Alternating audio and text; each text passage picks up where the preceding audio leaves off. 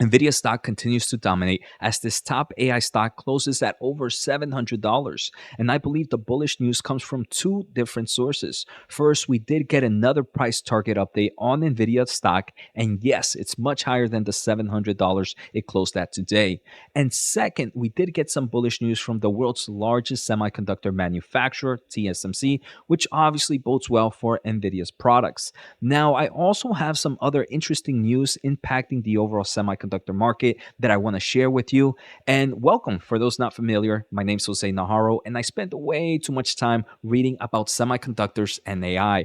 But thanks to that, my education and work experience, I believe I have created the number one semiconductor podcast for investors. So let's get started with today's episode. I want to thank the Motley Fool for sponsoring this video, and check out fool.com/Jose for the 10 best stocks to buy now. With that link, you get a promotional offer for the subscription service. Now, let's continue with today's episode. All right, so let's start off with price action. Nvidia sitting at almost $701, up nearly 3% on the day. And after hours, the stock is up nearly another 1%. I do believe after hours, we are getting kind of bullish sentiment from ARM Holdings. The company just reported earnings and the stock is up nearly 30%. So I will be covering ARM Holdings on another video. If you guys want me to take a closer look at that, just let me know in the comments below. But I do believe that overall sentiment from that semiconductor player is kind of offsetting and being bullish for Nvidia in the long term.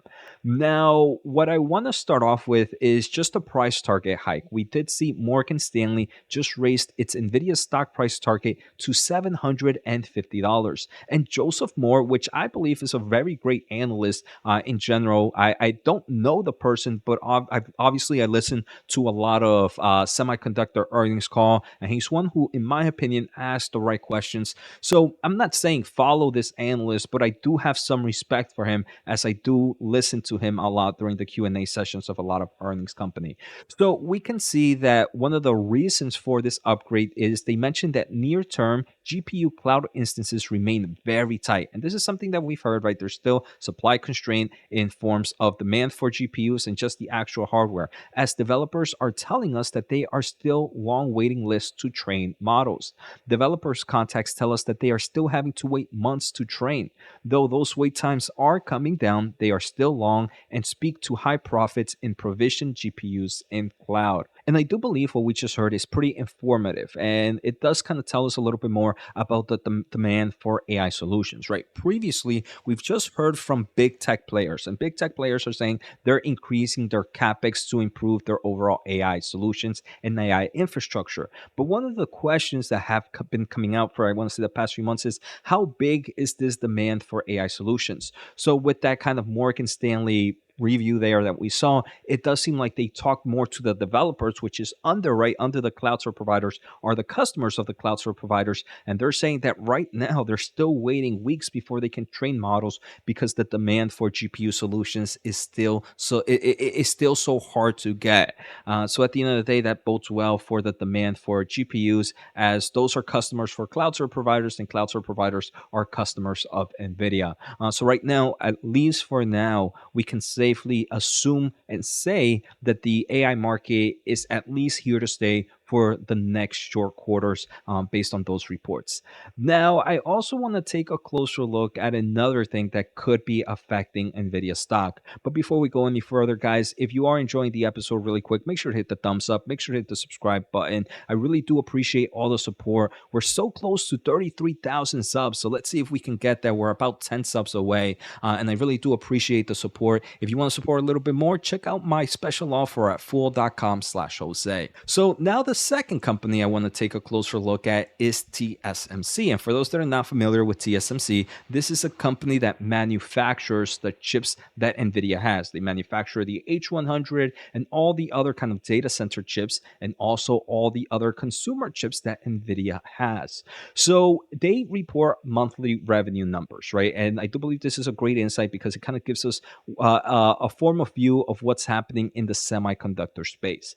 So they just reported their January revenue numbers, and it did see a 22% growth month over month, which is very bullish. But not only that, they also saw nearly a 8% year-over-year growth. And this overall showcases that, hey, look, there's a huge demand for semiconductor solutions right now, not just AI chips, but also consumer chips. We're kind of seeing the improvements of the PC market, the mobile market. So overall, this is bullish for the whole semiconductor space. And obviously, that kind of trickles down to Nvidia as well.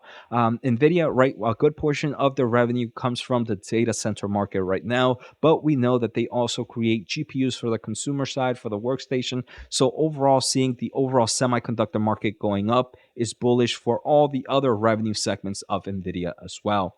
Now, sticking here into TSMC before we kind of jump back into Nvidia to close out the episode, TSMC is expanding their manufacturing plants globally. Right now, most of their manufacturing plants are in Taiwan, and this is creating obviously a lot of unease due to kind of tensions with China, Taiwan, and the United States. So, to kind of do or ease tensions and ease risk for TSMC, this company has started to expand globally. They've been expanding here in the United States, in Arizona. They've been expanding in Europe, and they've also been expanding in Japan. In my opinion, it does seem like Japan is going to be one of the biggest semiconductor manufacturers in the future, because the company did announce that they are further investing into their Japan manufacturing endeavors there. They are building a second fab, which is scheduled to begin operations by the end of 2027 calendar year. They do mention that their original plant, the first plant, is expected to begin operations in 2024, so later this year.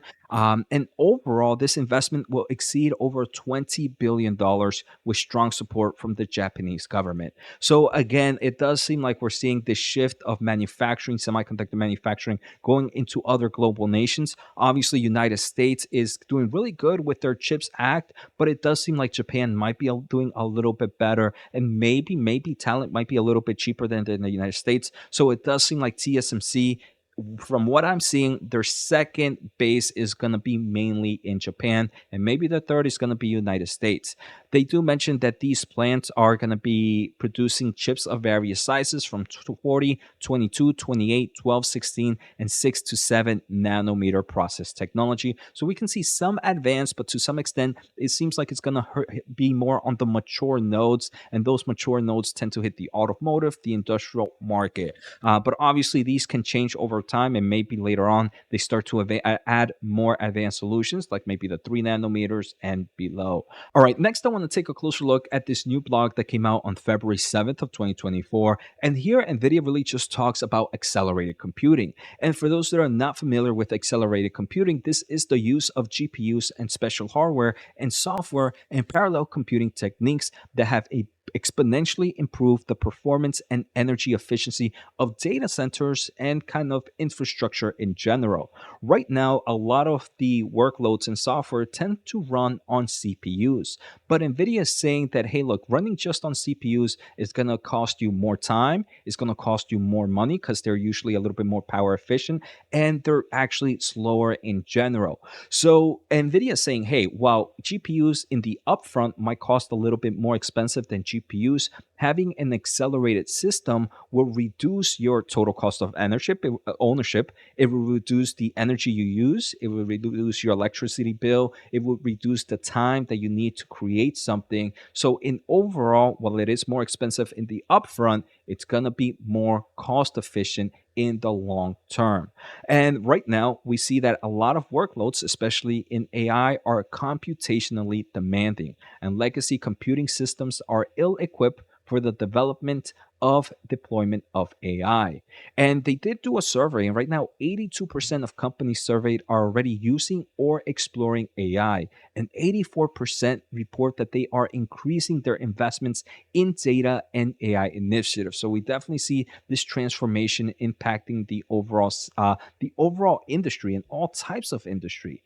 They give an example here that at performance parity, a GPU accelerated cluster consumes 588 less megawatt hours per month, representing a 5 times improvement in energy efficiency by running the same workload on GPUs rather than CPU only instances. Researchers could save millions of dollars per month. They even give example of biomedical companies. They mentioned that a molecular modeling simulation software on a supercomputing with more than 27,000 NVIDIA GPUs can screen more than 25,000 molecules per second and evaluate the docking of 1 billion compounds in less than 12 hours. This speed up of more than 50 times compare while running on CPUs. So 50 times speed up, this is something that took less than 12 hours. In theory, if you were just running it on CPUs, it would be over 24 days, 25 days in general. So you can see the huge change and how much a company can grow from this speed up. Another cool example, and I'm trying to show examples of different markets. A studio like Willico, known for visuals in the Oscar-winning film Dune, used GPU power rendering to improve performance and save energy. After migrating to GPU rendering, they realized a 24 times performance boost over CPUs. They do mention that GPUs can increase performance of up to 46 times while reducing energy consumption by 10 times and capital expenses by 6 times. So right now, Nvidia doesn't only have the AI push, they also have the accelerated computing push, and they do mention that they can help enterprises slash server power consumptions by up to 30%, saving millions in data center costs. So I hope you guys enjoyed today's episode. Like I mentioned, later today or tomorrow, I will be doing an episode on ARM Holdings. And I also do have another episode on AMD. We did have reports that AMD is increasing their overall market share in servers and clients versus one of their biggest competitors. So I'll discuss that in further episodes. So stay tuned, take care, have a good day, and see you next time.